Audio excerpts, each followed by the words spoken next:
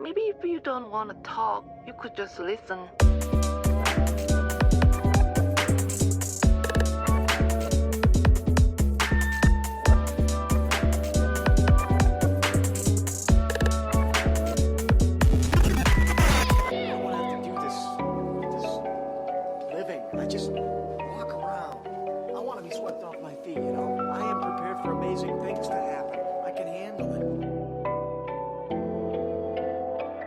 Lads.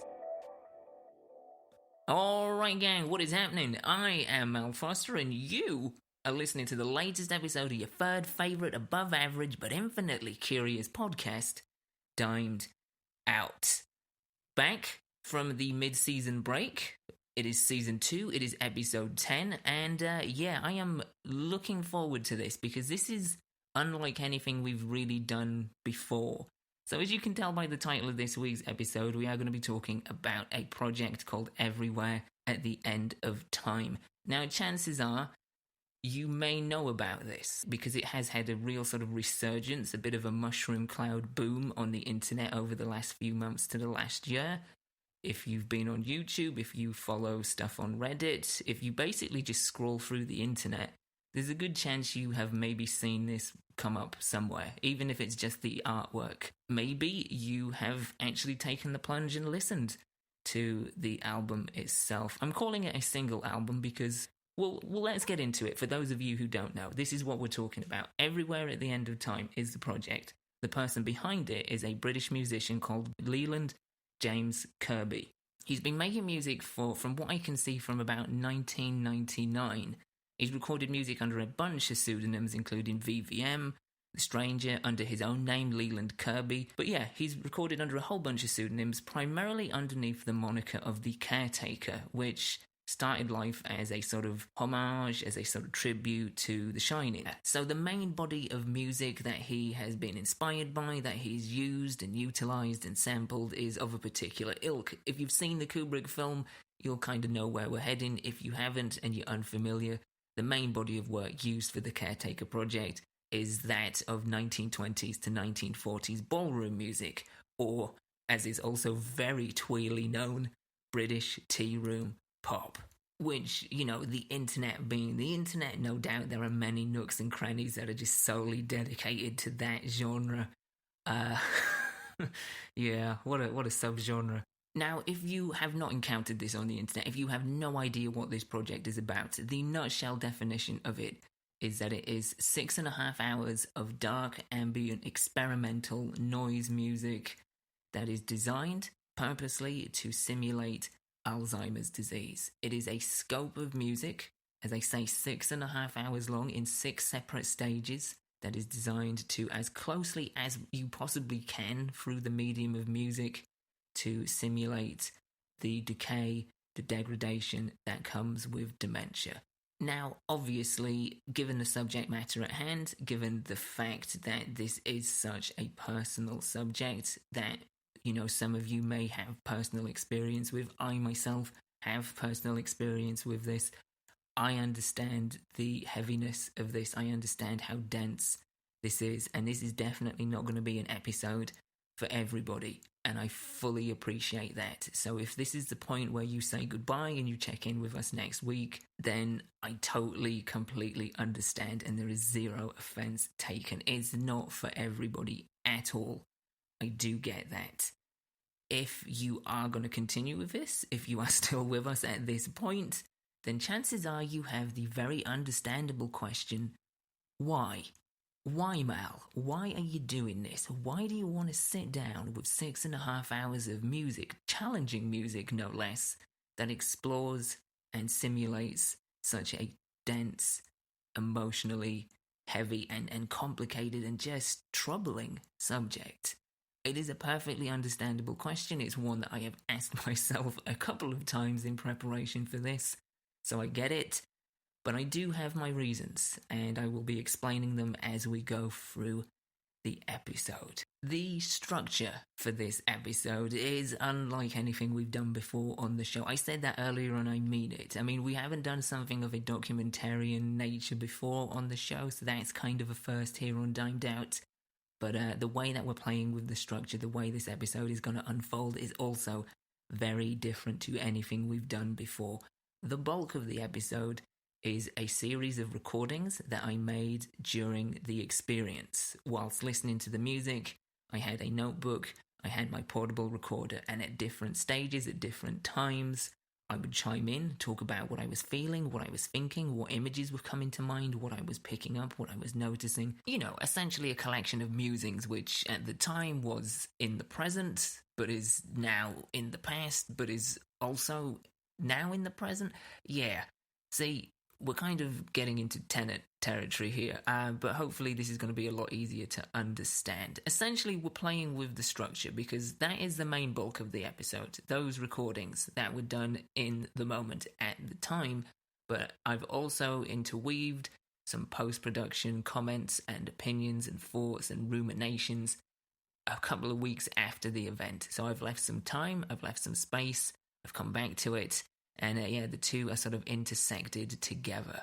I should also point out, before we jump into the episode for real, that this is not as polished as it usually is. It's a lot more raw in its presentation. So there are gaps, there are prolonged pauses, there are stutters, there are stammers, and you'll understand why. That'll become more apparent as we get into it. But I wanted to do that. I wanted to present it in a more raw fashion because I wanted it to be as much of an accurate representation of the experience as possible. But to counteract that and to kind of tie into the nature of the project itself, there's also going to be a bit of studio trickery done in post as well. And now this is just becoming suddenly increasingly meta.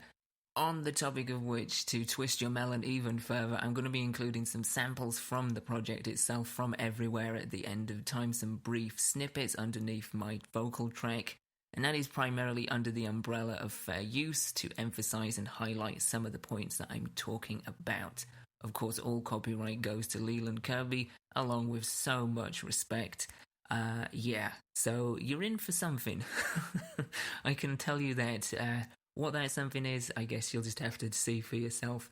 But without further ado, let's dive into it. This is me experiencing everywhere at the end of time.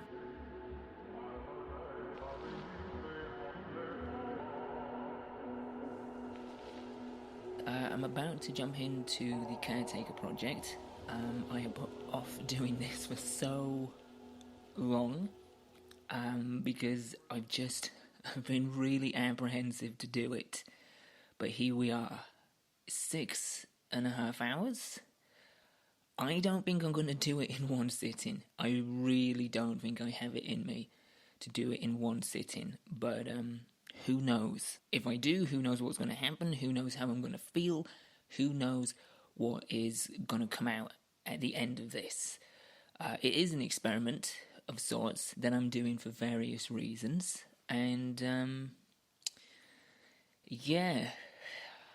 I have some expectations. I know that the project is done in, I think it's 6 stages, and I have a good idea of musically what it includes to a degree, and I know it's going to be pretty tough emotionally, but that's one of the reasons I'm doing it. Yeah, to kind of help me connect at a time where I feel a bit numb to a lot of things at the minute. So, yeah, this is actually one of the main reasons that I wanted to do this, why I wanted to listen to this body of music as a whole, why I wanted to have this experience, is because I have been feeling very numb and calloused to a lot of things. Normally, I think, personally, I am quite a compassionate, empathetic person. I think that's just very much ingrained in my DNA. But lately, during the whole COVID era, I mean, as we've got deeper and deeper into the COVID era, as it's gone on longer, as it's stretched out more, I have just felt more distant from people, from feelings, from emotions. I've just kind of been checked out of a lot of stuff. And it's left me feeling numb. So this is one of the reasons I wanted to do this, was to see if it would jumpstart that part of me, jumpstart that sense of compassion, that sense of empathy, that I've just kind of felt locked out from for a while. Evidently, this is something that I'm not experiencing alone. There are other people that are going through this. I found out that this is a thing called compassion fatigue, and that it is actually a lot more common than I actually realised or thought it was. So, yeah, I don't want that. I don't want to have that. I don't want to feel like I'm locked out of my emotions or feeling connection to other people or feeling sympathy or empathy or, compassion. It's shit. I don't want that. So, that was a big reason that I wanted to do this. But yeah, here we go. I'm not gonna waste any more time. I'm gonna dive into it. Everywhere at the end of time. Yeah, I will. I'll speak to you later, I guess. Okay, so stage 1. And let me just pull up the description. Each stage does have a description, and I should also note that I'm not reading ahead. I obviously am aware that each stage is getting further and further into degradation, but I don't want to read the descriptions. I don't want to read the sort of language that has been attributed to each stage to sort of give myself more of a pure experience. I don't want to go into each stage knowing like what it's designed to be, what the ideas behind it are, for the sake of keeping the experience as pure as possible, really. But the description, same goes with song titles as well. I'm trying to avoid looking at what the song titles are, so that doesn't affect how I feel about the pieces of music and what comes to mind. But for stage 1, the description is, here we experience the first signs of memory loss. This stage is most like a beautiful daydream, the glory of old age and recollection, the last of the great days. And actually, I think that's a really good description for stage 1, because that's exactly what it is. It's got a real sort of dreamlike, romantic nostalgia to it. Alright, so I'm going to read through some of my short notes here for stage 1. And I've kind of done it in chronological order. Jaunty piano mixed with slightly dreamy, melancholic piano. I'm sorry, I'm trying to read my own writing here. It's a little bit difficult, weirdly enough. Bathed in a warm vinyl crackle. So yeah, the vinyl crackle is something that runs throughout the entirety of it, and it differs a little bit, but to begin with, it's got the real sort of warm, rich sound to it. What else we got here? Images. Alright, so yeah, I've kind of put in my notes things that have come to mind. So yeah, to me, I was getting images of dance halls being emptied, like people leaving dance halls. I'm particularly thinking World War II era, which I think a lot of the music and the samples from this are taken from that sort of era of jazz and sort of big band type stuff. So yeah, images of dance halls empty, and for some reason, if you've ever seen the film Phantom Thread, the New Year's Eve scene came to mind as well. There as just a lot of people in sort of congregating in an area and enjoying themselves. But yeah, the first thing that came to mind was just people leaving it, which I guess, is kind of appropriate to the idea of memories of good times beginning to slip away. Alright, what else I got here? Slight sonic manipulation to the samples, and this happens quite a lot throughout stage 1. So you get a lot of reverb, you get a lot of delay. Alright, getting a little bit specific here, and it seems like I have done throughout the rest. A4, which is called Childishly Fresh Eyes. What have I put? Cuts out abruptly. Yeah, it did. It cut out abruptly in the middle of a very jaunty melody, and then goes into the following track, A5. Yeah, that was actually kind of jarring. So, because this is more of... happy is maybe not the right word, but it is more happy than what I'm expecting. It is in that more romantic, nostalgic sense. So there's a lot of sort of jaunty, upbeat, sweet melodies within stage 1. And A4 has this really sort of jaunty melody going on until it just cuts out. And it cuts out into A5, the following track, which is Slightly Bewildered, is the name of it. And really it's just a repeated cycle of sort of what sounded like down-tuned, very brittle sounding piano, and what sounded like a sort of vocal sample that was pitched down and sort of pressed into the background. Yeah. A6, the crackle is different. Not warm like it was in the beginning, more like rain dripping from far away. So yeah, the sound of the crackle very, very different. Not got that sort of warm, happy, nostalgic, romantic glow to it, but somewhat of a more cold and damp sort of aesthetic. Beautiful but melancholic melody. Random cuts of sound are in there, and there are time stretches, and it stutters towards the end. So you're already beginning to see a little bit of sonic manipulation and degradation going on. B1, wonky version of We'll Meet Again. Melody bends as if the vinyl has been warped in the hot sun. So yeah, there's a bit of like just warping to the general sound of it. And this is actually kind of curious. I've written this recognizable but not quite right. So it sounds a lot like the melody for We'll Meet Again.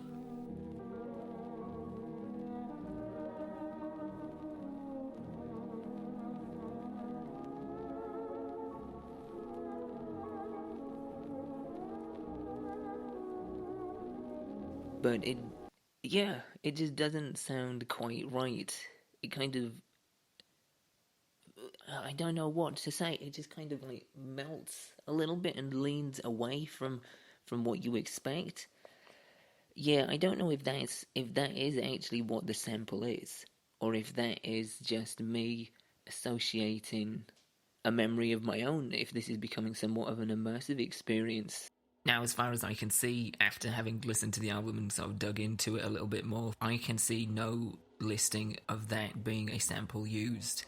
And so it really is a case of me projecting, essentially, inserting my own memories into this thing, and in a strange way is becoming immersive at this point because of that. It's no coincidence, really, that I mistook the sample for that song for We'll Meet Again, because that is a song that my grandma used to love. It's a song that I remember her humming the melody to, not singing, because at that point she had forgotten the lyrics to all songs, but she still retained melody. And yeah, we're going to get into this in a little bit, but she's a huge reason for me doing this.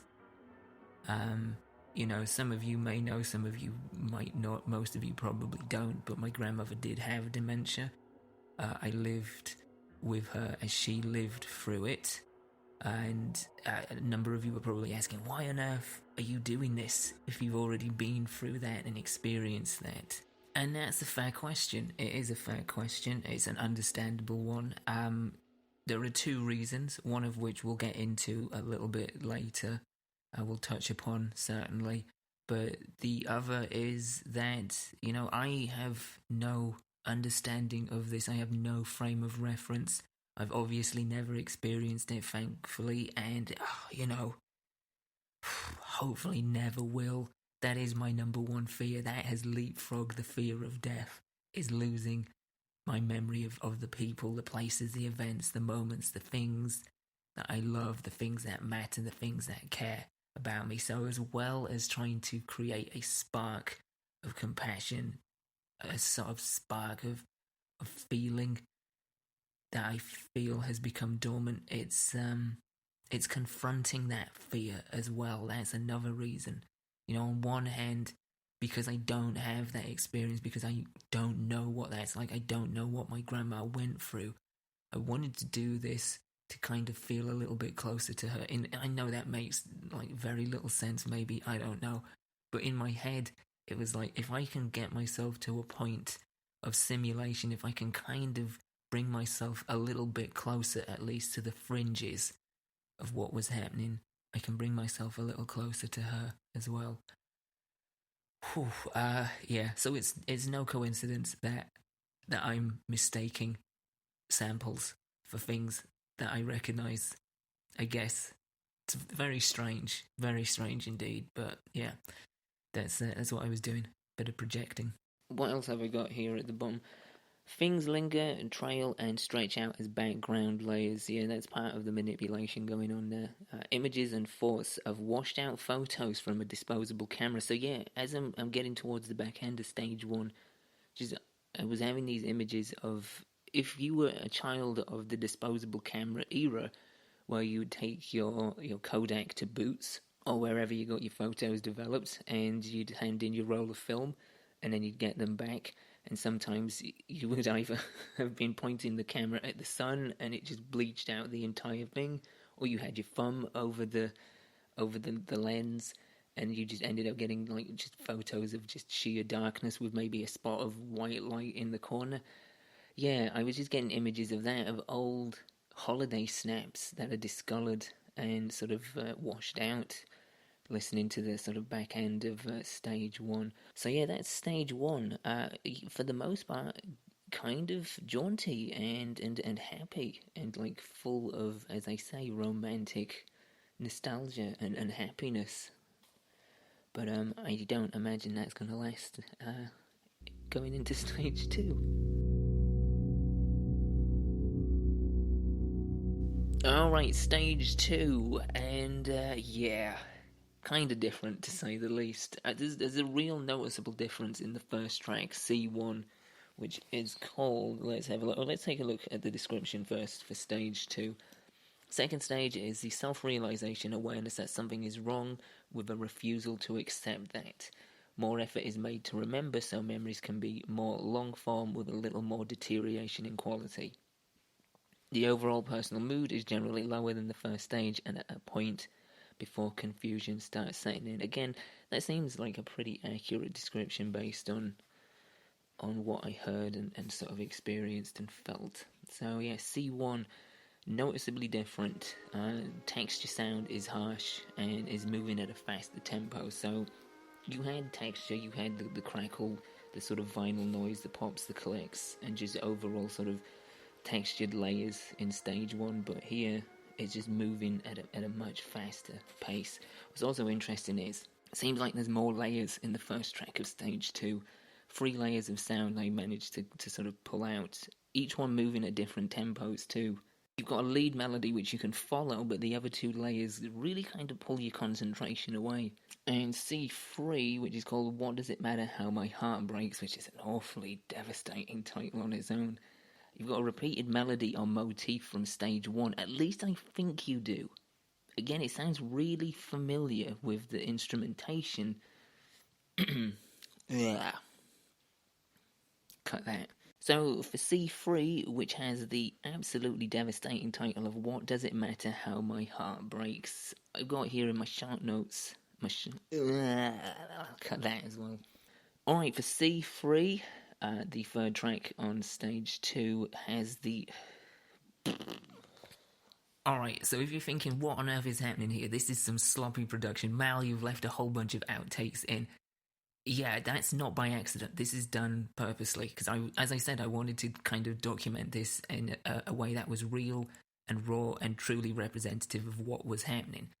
And this is what was happening. Now, anybody that's recorded something, whether that's a podcast, a YouTube video, a full-scale production, will know that mistakes happen. Lines get fluffed.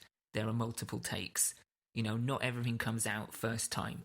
That's just the nature of doing stuff like this. But what you're hearing here is the start of a trend of sorts. At this point, having gone through stage 2, I was beginning to find it difficult to concentrate. My focus was really spotty.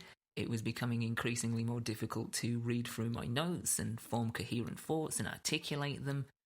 Yeah, it just kind of felt like having gone through stage 2, my cognizant abilities were becoming sanded down somewhat. And, yeah, this is where a noticeable change begins. I've got in my short notes here that there's a repeated melody or a motif from stage 1. It sounds really familiar in terms of its melody, but it's got slightly different instrumentation with a manipulated sound going on.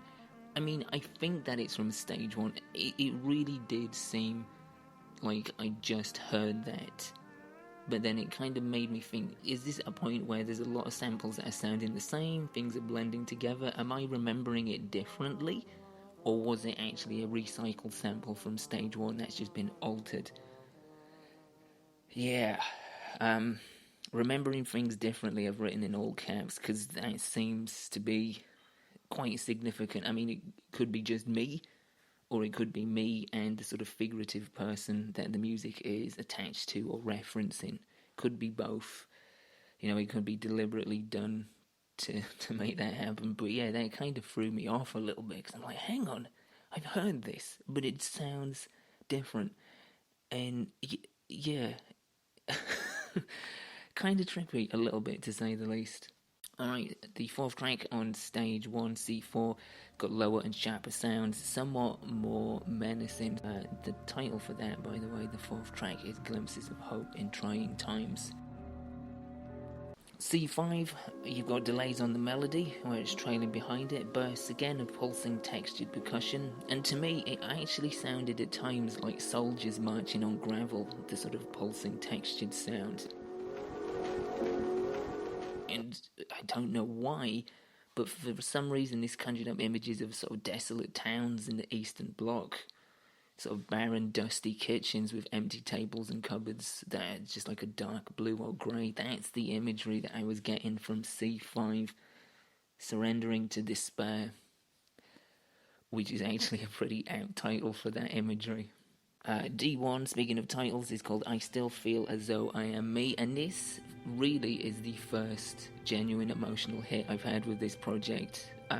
A lot of this has been really interesting from a sonic standpoint, from a production standpoint, from a sort of intellectual standpoint, the idea of representing memories and memory degradation through little bits and pieces. But yeah, this is the first real emotional hit. There's some beautiful strings on here. Some of them are chipper, some of them are melancholic, and that seems to be the core of this track. Just that two sort of tone emotional spectrum, upbeat, downbeat, fighting against each other. There's a drone that is stretched out underneath, which kind of gives this sort of ominous feeling to the track. But as they say, there's bright and chipper instrumentation competing with these sort of melancholic and slightly downbeat, menacing counterparts. Yeah, that's the first moment where I was just like, whew, okay. There's some really interesting technicalities in here, some really interesting production ideas and sort of studio trickery and sort of sound manipulation that I think is really kind of doing so far, and it's early doors here, but it's doing a good job at sort of representing what it must be like. The first track on stage 2 was quite significant for me, because you've got the 3 layers of sound, and as I say, it's kind of distracting. The 2 underlayers are sort of pulling away from the main melody, and it's I guess as close of a glimpse, without ever having been there, and hopefully never going there, at what it's like to have so much information and sort of sensory input and stimulation just working its way into your brain and sort of pulling you in different directions. Yeah, that did kind of feel a little bit overwhelming at points. But I have a funny feeling that isn't even skimming the surface of what's to come. And overwhelming. Okay. So, I've just finished stage 3, and to say...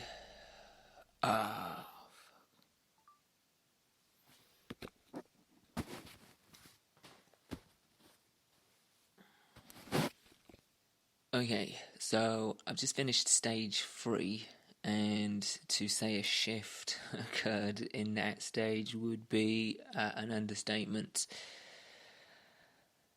Yeah, so with the first 2 stages, I found myself being kind of analytical, being aware of the audio a lot more, of the different dynamics, the different layers, the instrumentation, the sound manipulation. Something happened in stage 3 where that part of me and that experience kind of fell out, for lack of a better term, and I kind of became, I've got it written here, tranquilized. And I think that's the best way to put it, because it's almost like it was a state of hypnosis. It wasn't, but it was almost, yeah. I've also put vacuum under there, because it just kind of felt like I had been sucked into a sound vacuum. And that's not to say there's different moving parts. There's more distortion, there's more psychedelic elements in stage 3. Jaunty melodies again getting cut off, jumping to the next track. There's points where sounds and parts of the melody sort of reverse upon themselves. There's more spotty melodies that are cut up by breaks and textures. Other samples are kind of stitched together, where it kind of begins to lose structure and form and sort of lucidity. But yeah, like I got that in the first half of it. Afterwards, my notes become a lot more sporadic. I mean, for one track, E8, I just wrote samples slower. F1, abrupt end. F2, melody, background, watery. It's like the part of me that is interested in music production and how things are made and how tracks and compositions are put together. The sort of analytical part of my brain shut off, and I just kind of became absorbed by the music. Yeah, and it was really quite strange. Like I say, it was almost like a sense of hypnosis. And as we get further into this project, there's more degradation, there's more decay, and that becomes obvious. And I think that it's difficult to put into words, because this thing is having an effect. I'm not gonna lie, and this is not like hyping this up for the sake of making this interesting. It is genuinely having an effect. I'm finding it difficult to even put together what to say next here. But that was really interesting. It was really interesting what happened, where that analytical part just sort of shut off, and I just became, as I've written here, tranquilized almost. I wrote next to it, occasionally, briefly, come back to be cognizant of my notes and the things I'd noticed. So that was interesting. Yeah, when I would sort of break out of that almost tranquilized state of that just super relaxed, almost meditative state, I would just instantly look back and start reading through my notes as if I'm trying to remember or trying to remind myself of what I've just heard. Which is kind of interesting considering the project and the nature of it. One thing that really did get to me as well is, and I think it's definitely, it has to be from stage 1, this sort of jaunty sample. It's like a cheery horn section. I have no idea what it is. I don't recognize it. And I'm not even 100% sure it's the same thing, but it sounds like it. It sounds like the same sample that I heard in stage 1 that was repeated in stage 2. It came back again, and twice I think it came back. The first time was really scuffed and sort of the audio's all battered, and yeah, that was an emotional point. That hit me kind of pretty hard, because that made me think of one of the reasons that I was drawn to this project and to the type of music that's being used and sampled in this project, and that's my grandma. And I don't know if it's because I had that preconceived idea in my head going into this, that's why I'm thinking about her. But hearing that sample again, but in its decayed, scuffed, battered, audible state, it kind of reminded me of a little bit of her in her latter days, towards the end. And also the fact that I'm doing this because I'm concerned that my memories of her are going.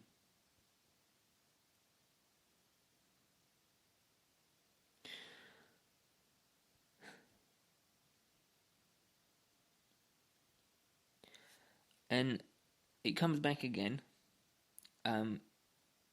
Towards the end, F7, I wrote that fucking sample again, but stretched out and fragmented. It is really genuinely haunting. I don't know what it is about it. I think maybe because it is just like cheery brass, and it's reminiscent of like it's reminiscent for me personally of the kind of music my grandma actually really loved. But it's also just like emotionally within the context of the first stage. It comes across clear and bright and sunny and sweet and nostalgic. It's like wartime sweetheart music, you know. And then you hear it again in its battered, decayed, scuffed state, and it's just like those memories are just disintegrating. Like it's not what you thought it was.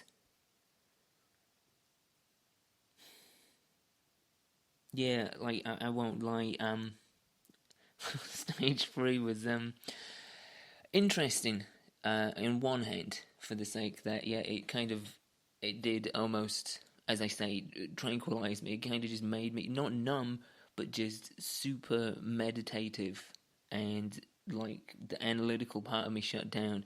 The part of me that has been associating sounds with images has slowed down, and yeah, it's kind of sinking a bit deeper on a more emotional, primitive level, I guess, on a much raw level than the first two stages. Yeah, stage 4 next, and that's different because it's 4 tracks, and it's about just under an hour and a half long, so longer tracks, prolonged tracks, fewer of them, and yeah, I know we're going to get more decay, more degradation, but other than that, I don't know what to expect, especially after that stage. Yeah. I'm sorry this is all like discombobulated and what have you, but it's yeah, it's just processing. What's really interesting here, and I forgot to mention it while I was actually recording at the time, mind you, I didn't exactly know what was really happening. I wasn't exactly fully cognizant at the time of recording for stage 3. Yeah. Not only am I getting discombobulated at this point, but even looking back now, it's actually kind of concerning how all over the place my handwriting is in my notebook. Instead of going across the page, it's dipping down, it's bending up, it's scrolling down on a diagonal. It's yeah, it's not coherent. Kind of like my brain at the time, it seems. Yeah, a little bit all over the place. The previous 2 pages reasonably neat, reasonably eligible for the most part, straight across. Stage 3, as I say, taking all sorts of different directions and becoming a lot more erratic, smaller, and yeah, just a little bit more difficult to read in certain places towards the back end. So I decided to call it a night after stage 3. I didn't actually go through and do stage 4 as I had initially planned. Yeah, it was getting into the night. It was about 7 o'clock, and I thought, I do not want to burrow any deeper into this at the minute. So I took a break and yeah, just enjoyed the rest of my night and thought I'll tackle it tomorrow, which is what I'm doing. So this is day 2. This is going to be my second sitting. It is 7 in the morning, and I'm actually recording this in the guest bathroom. So not to wake my wife, because yeah, it's 7 in the morning, and I'm about to dive into the harder parts. I'm beginning to question my own brain here. Is this the best time to do this? Is there a good time to do this? That's the question. I mean, it probably goes without saying, but I'm going to say it anyway. Yeah, diving into stage 4 of Everywhere at the End of Time at 7 in the morning. Not the best thing you could do, not the brightest idea I've had for some time, that's for sure. I honestly don't know. But I just figured, yeah, I'll do it first thing. And we'll see how it goes. So, yeah, about to dive into stage 4. And yeah, I'll be back with my findings.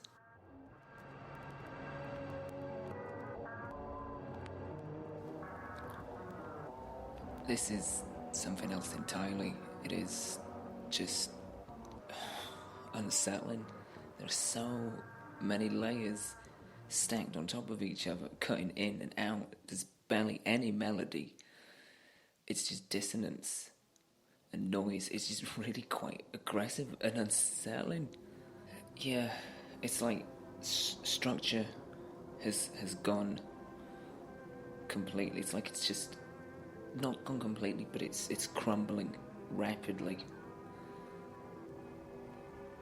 And it's genuinely quite disorientating. It's like all these separate strands and elements are fighting each other. All these, just so many layers stacked, cutting in and out. It's like just random cuts in time on a radio frequency. But just the tone, there's a real heaviness to it. It's pretty fucking menacing.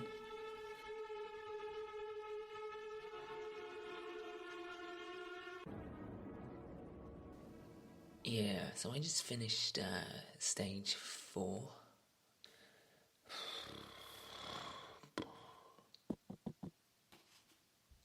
So yeah, I just finished.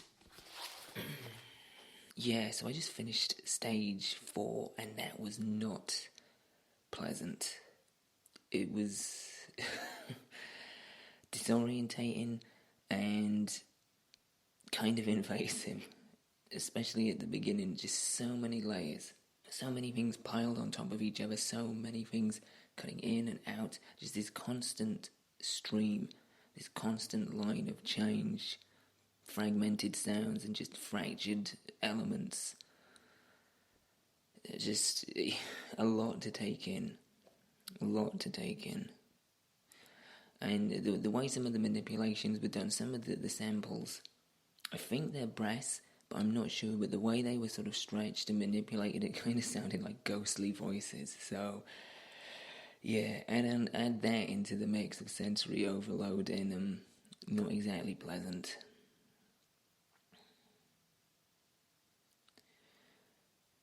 The whole sort of front end of stage 4 is just too scattered to sort of analyse or even lose myself in. Like, I analysed in the first stage and the second to a degree, but lost myself somewhat in stage 3. It's just too much to do either of those things, to even try and really pick out that many things, or just find yourself. You cannot lose yourself in a sort of dreamlike meditative state here at all. At one point there was this huge menacing swell of dread, just this awful sound that just kind of appeared out of nowhere, and it just became this thick layer of just like otherworldly sounds. What's interesting is in the sort of second half you have this moment where, or this sort of this part, this phase, this pattern, I don't know what to call it, this stretch of the composition, where it becomes very different. A lot of the dissonance dies down, and you have these clouds of ambient sound in the background, and you still have sort of cutting bursts of audio, of crackle, but it's also just cracking bursts of light, bright piano in the foreground. It kind of had not a dreamy sense to it, but just like, I put here, a sense of reprieve, because I feel like in comparison to the first section, it's exactly what it was. What's interesting is I've noted here that this is the first time in the process that I felt uncomfortable. This stage is the first time that I felt sort of, at one point, a little bit intimidated, but towards the back end, irritable. Like, I found myself not wanting to sit still and wanting to take my headphones off and just stop for a moment. And weirdly, this brought upon like this real, just very vibrant moment of realization that I can stop this at any time. I can stop listening to this. I can stop putting myself through this at any time. Whereas the people it's supposed to be sort of representing, this sort of state that it's supposed to be representing, people going through such degrees of mental and memory decay, they don't have that option. So it was like this really strange, this real, very, very prominent sense of realization that I can stop this whenever I want. People going through kind of horrors like this sensory overload, this sort of mangled scape of interpretation and recollection, they can't. So yeah, going through quite a myriad of feelings with this one. Uncomfortable, disorientated, irritable, wanting to stop, and then realising through all of that, in comparison, I am extremely lucky that I'm not even anywhere near the fringe of this. It then took me in an interesting place because after being kind of sort of overloaded and then acutely aware, I then, towards the back end, the latter stage of stage 4, found that my concentration was just wavering, just the focus was so scattered. And I don't know if this is simply because of the time of day that I'm doing it at, or if it's a byproduct of the music, of the project. And I say music because I put a question mark next to that, and I've written in my notes, at this point, is it even music anymore? Or is it just a soundscape with musical echoes? Because any sense of melody is so fragmented and ruptured and just broken that, there are definitely parts of music in there. But at the minute, it's just like an audible soundscape, an audible representation. It's interesting because I kind of did find myself picking up a little bit more in terms of an analytical sense towards the back end. The sound of stage 4 towards the back end is flatter, it's more spatial, with sort of little embers of previous sounds sort of floating through. There's slow glimpses of a melancholic but like really lovely ambient piece in there as well, like a really nice ambient piece, the kind of thing I would actually listen to, but it's kind of trapped under the weight of like textures and sound and other layers. The way that I wrote it,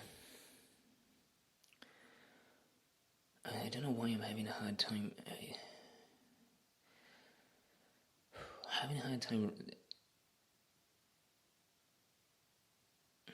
Kind of just getting my words out here. What I've written in my notes is that ambient piece that seemed to be trapped towards the end. It's kind of like very bright lights that are warmly twinkling for the last few times before they fade out.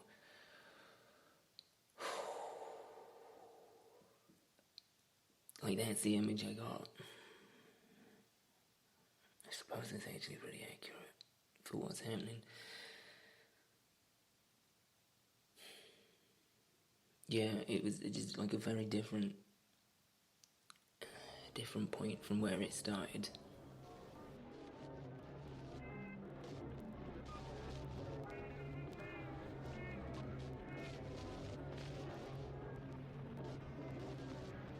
So, I just finished stage 5. I did it later in the day. Yeah, I wasn't ready to dive right in after 4. I suppose it's kind of fitting, actually, that it's been done not as a singular but at different times, in different places. I'm back in my bedroom doing this, and yeah, it seems pretty fitting that the actual consumption of this is fragmented, because the form, everything, the shape, the texture, the presentation. It's hard to think of accurate descriptive words. All of it, all of it is fragmented. So, yeah, and this is left me feeling the most drained and dense out of all of them. 4 was pretty bad. 5 was yeah, and then some.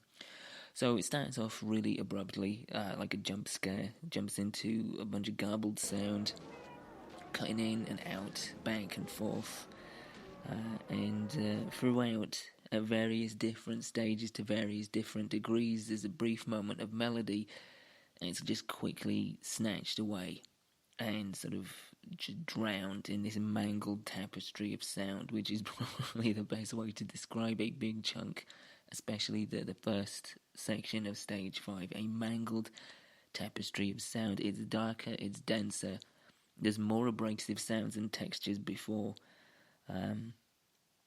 Something that I've noted here, just sort of imagery that came to mind during the initial section of stage 5, is that it's kind of like, or at least what I had in my head, was a series of projected images on the walls of a cave. So it's like somebody's channel surfing, but all the images are just projected on the walls of like this subterranean cavernous place. All these images just twitching and flickering, just there for a brief second and then something else, but all various different things. And then there's this prolonged atmosphere which goes on after this, and it genuinely feels like you're going deeper. I don't know how Kirby's done this, I don't know how he's done this, but it just managed to sort of really pull you into this sense that you are kind of going deeper and deeper. And it felt like my consciousness was slowing. I know that sounds mad. Most of what I've probably reported sounds mad, but it genuinely felt like my consciousness was slowing, my body got more still. And I wrote here, and I feel this is really true. It's kind of happened in stage 3 when I talked about being tranquilized or feeling like I'd been tranked. But I wrote lost time because there are patches and stretches and patterns within this whole project, but within 3 and most definitely in 5, where it feels like I just wasn't there. I was just kind of sunk into this, and time just kind of disappeared. What's interesting is in stage 5, there's a lot of stereo play. What I mean by this is that both the right and the left ear are producing different soundscapes. So not only are you getting layers upon layers, but you're getting layers of a kind in your right ear and something completely different in your left, and the two are sort of like pulling at each other a little bit. Yeah. All within like what I've written here is a thick foreground of confusion and dread, which I think really kind of does it justice. I've written here, and the truth is, I do feel like this is starting to wear me down a little bit.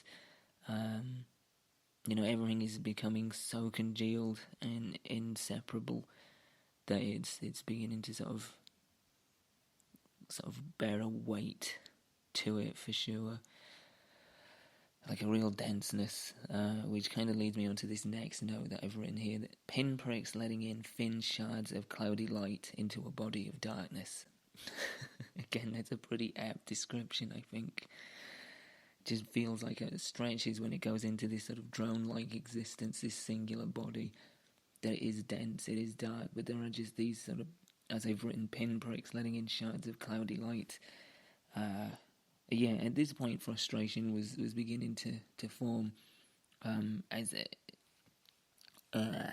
this point, frustration's really starting to set in.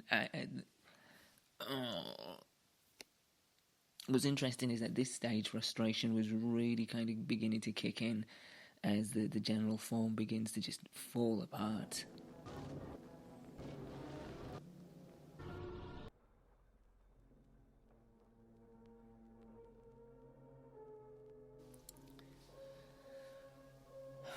Okay, so I've just finished stage 6, the last stage, and the project as a whole. I'm finished now.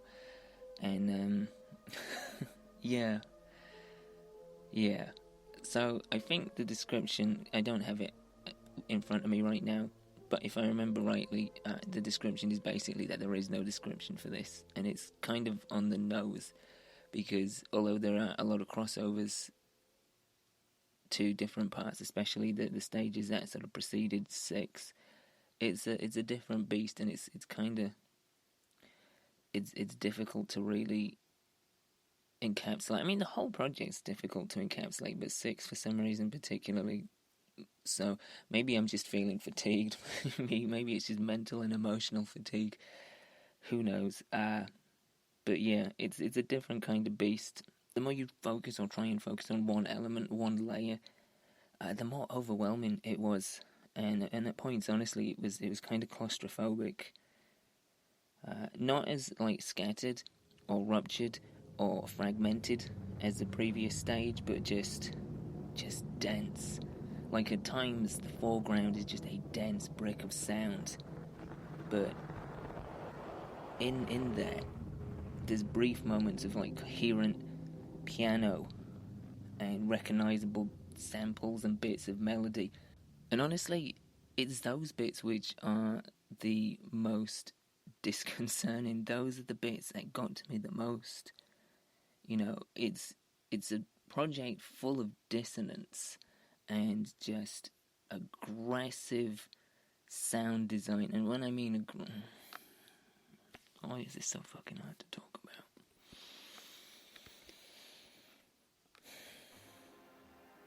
When you hear those, when you hear that little motif of what sounds like a trumpet, or you hear like a little piece of coherent piano, it's it's really, really, it can be kind of unnerving. It really can. You know, these tiny glimpses through the cracks, they kind of have you yearning almost to hear just a few bars of it, just a bit more of it, to have its presence be more fully realised, even if it's in just the smallest amount. But at the same time, you know, you find yourself wanting to push it away because it's like an awful reminder. Because the first stage is actually enjoyable, and it. I guess that's the purpose. It reminds you of happier times. It reminds you of moments of joy, and then when you get those tiny little cracks just pierce through dense bricks of sound and just dense layers. Yeah, it's kind of like a welcome, very brief, distorted reminder, but the more that is there, the harder it is to sort of even deal with. Yeah, there's this really weird duality to it. You know, on one hand, it is that nice reminder, but at the same time, even in just the smallest amounts, it's really honestly quite haunting and terribly sad. And it leaves me, and I've underlined this a number of times, because I think that this is the one thing I'm going to take away from. I mean, there's a lot that I'm taking away from this experience, but this really says a great deal to me. And the question I've underlined in my notes is it better to feel this than have nothing at all? You know, the idea of these tiny cracks of joyful reminders, is it better to have those? Even if it is just for a fleeting moment before it's gone and lost against the background of noise and dissonance? Or is it better to just not have those reminders at all and forget about that? I don't know. It's tough. It's tough, and you can apply that to a bunch of things, I guess. You know, the idea of is it better to have memories of even painful things, but painful things that made you feel, that shaped you, that altered your perspective, that gave you a sense of growth? Is it better to have those things despite the pain? Or is it better to just cut them out and lose them? I guess it's the whole eternal sunshine thing, you know? Yeah. Stage 6 does kind of get better. I know it sounds like a bit of an oxymoron, but it actually does find itself becoming kind of transcendent. I think the whole project's kind of transcendent, actually. You know, I've felt like I've gone through various different stages through the different stages. But towards the back end of stage 6, I put here around the 5-hour, 54-minute mark. The project as a whole comes to. I put here at about the 5-hour and 54-minute mark. The project as a whole comes to its quietest place, its most bare point, and it's actually really jarring, especially when you've dealt with such dense walls of sound, such dense layers, such immersive soundscapes, for it to suddenly kind of become somewhat quiet and, dare I say, strangely peaceful and tranquil. It's kind of weird. And that leads us to the last 20 minutes, which is, it is quite honestly one of the most evocative things I've heard in a long, long time. It is, on one hand, really peaceful and a cathartic release of sorts, but it's also tinted with sadness. It is the last stages before, presumably, the fictitious person whose memory we've been navigating, whose stages of dementia we've been navigating, it's the last stage of their life. And so there is like a cathartic release from everything they've gone through, from this sort of torment, this twisted labyrinth of confusion and distortion. But there is that sense of sadness that that's it. You know, there's the much needed release. But there is also, you know, the sorrow in the sense that this is it. And it caps off in the last 5 minutes with some of the most clear, coherent music in the whole project since the first stage. I don't know what the song is, but my God, it's haunting. It's wonderful on one hand. This is the thing. It's such a mix of things, this whole project. On one hand, those last 5 minutes are wonderful because it's like one last clear memory of something good and pure and joyous. But it's one last reminder before the end. So it's kind of giving with one hand and taking away with the other. Yeah.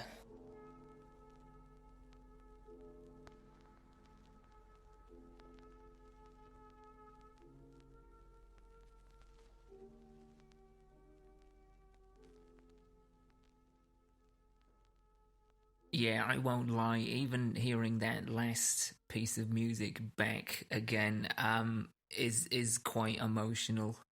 I can only imagine the impact it's had on people that have sat through the whole 6.5 hours in one sitting. I couldn't do it, not this time. Who knows? Maybe one day I will, but for this case, I just couldn't. It was too dense to consume in one sitting. But yeah, hearing that last piece of music again, it genuinely is like an emotional trigger for me. It's, like I said, it's weirdly cathartic, but it's incredibly sad. You know, it's a beautiful piece of like choral music that does sound angelic, that does sound ethereal. But you know, you look at the context of what it's within, and it's tough. You know, it's a real sort of tragic beauty. What's interesting there's a number of theories about the last piece of music. You know, some people do see it as an ascension towards heaven. Some people see it as the transference from waking mortal life to what awaits us afterwards. And then there are some people that see it as what's referred to as terminal lucidity, which is the unexpected return of mental clarity and memory, or suddenly regained consciousness that occurs in the time shortly before death in patients suffering from things like Alzheimer's and dementia. That's what I got from it, and I guess it depends on what side of the sort of theological fence you stand on. But I was more within the sort of terminal lucidity camp. Either way, it is beautiful and it is tragic all at once, and it's overwhelming to a degree. There's a minute of silence afterwards, which I think just punctuates it even more. I was pretty lucid talking at the end of stage 6 because it was about an hour afterwards. I wanted to sit and talk about it, but in the moment I just couldn't. I had to feel what I was feeling and process everything that was going through me at the time.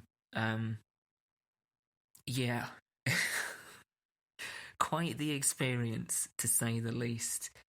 It's one that I am so pleased I did.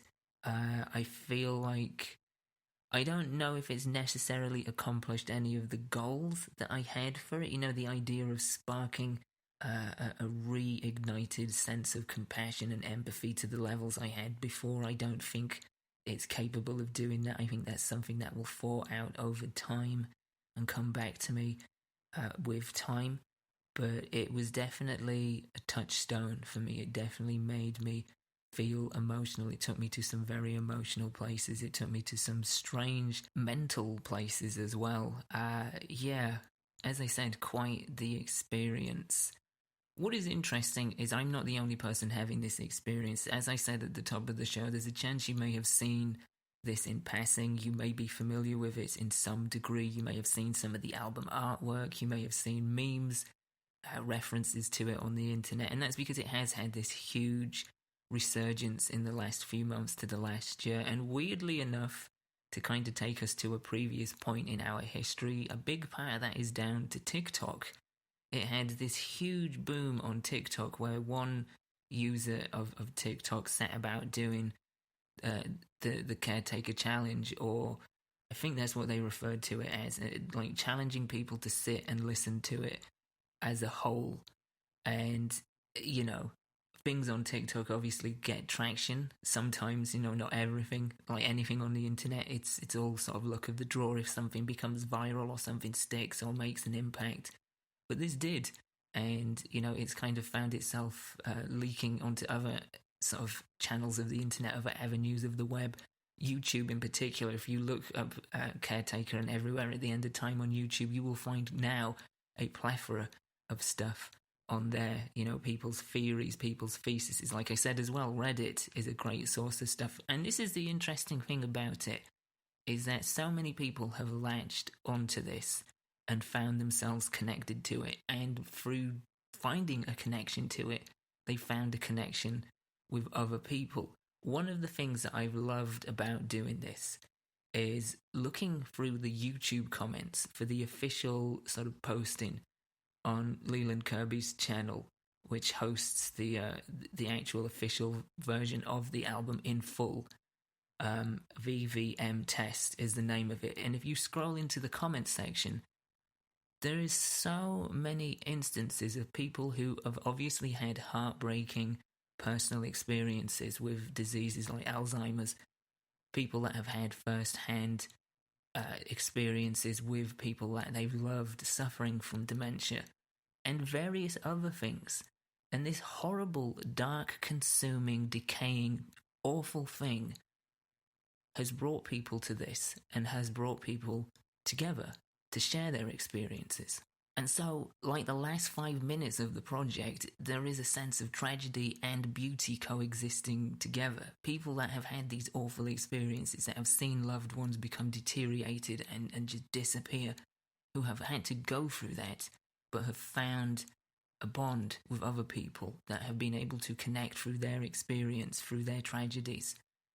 It's creating something beautiful from something awful. And I feel like that applies to the project as a whole. I'm in awe that this thing exists. I don't know, and I don't think anybody will ever really truly know how close of a simulation or a representation of Alzheimer's or dementia this will ever be.